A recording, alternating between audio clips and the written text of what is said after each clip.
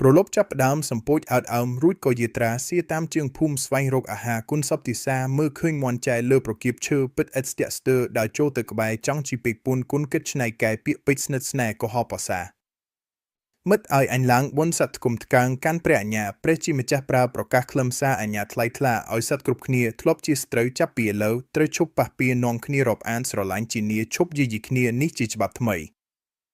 ខ្ញុំគិតរួចហើយអស់សម្លាញ់ឲ្យយើងមានរឿងអ្វីគួរបំភ្លេចចោលកុំឲ្យកាត់ក្តីបញ្ជាក់មេត្រីគួរអបថាប់គ្នាមន់មានប្រាជ្ញាមិនឲ្យខកការឆ្លើយមានវគ្គឃ្លាមិត្តសម្ពោចបើឲ្យជានីឲ្យរាប់រកគ្នាល្អវិសេសណាស់ក្រោយស្ដាប់ពាក្យមិត្តខ្ញុំបានយល់ពិតសេចក្តីប្រកាសចង់ចុះឥឡូវឲ្យមិត្តឃើញច្បាស់ទោះតែនៅខ្វះមិត្តល្អមួយទៀតគាត់គឺបងឆ្កែធ្លាប់រួមរស់ថែគ្នាឥតជ្រេកជ្រៀតឥតល្អក់កកឥតរឿងសុខសៀតចាំបន្តិចទៀតឲ្យគាត់ថាផងជួបជុំទាំង3អបថាប់មេត្រីយ៉ាងធំតែម្ដងពោរួចមាន់ចៃនៀកបែបផ្អៀងផ្អងធ្វើជាសាសងទៅទីខាងជើងក្បងឆ្កែមកហើយរូតរះបងឲ្យអញ្ញាចាំយើងសម្ពោចគិតថាឆ្កែមកពីជើងរោមឡើងកន្ទ្រើងរត់ខ្មូចចូលព្រៃ